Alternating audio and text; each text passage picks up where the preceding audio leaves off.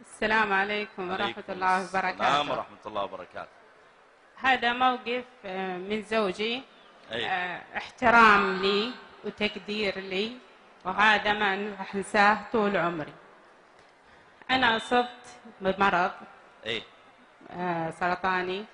نعم. وزوجي يعني وقف جنبي واخذت الكيماوي، نعم. فطاح شعري.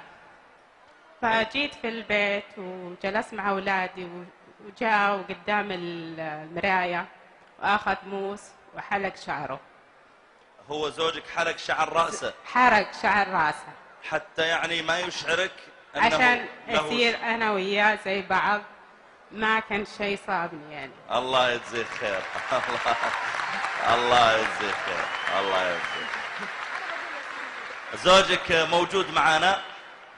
الله يرحمه، توفى. الله يرفع درجاته ويجمعك به في جنات النعيم. آمين يا من رب. متى توفي؟ توفي من 5 سنين. إيه؟ هو بصحة وعافية وما فيه ولا لا. توفي عمرك كم؟ 48. سبحان الله. فأرجو من جميع الأزواج أنهم يوقفون مع أزواجهم في أي محنة يمرون فيها، عشان هذا يصير قدوة لهم ولأولادهم. والآن يا أختي كيف صحتك؟ إن شاء الله أحسن. لا الحمد لله، مر 5 سنين وراح الحمد عني لله. يعني الشر. الله يديم عليك صحته. طيب كيف الآن ذكراك لزوجك؟ كيف يعني هالتعامل الحسن اللي كان يعاملك به، كيف ذكراك، كيف تأثيره فيك إلى الآن؟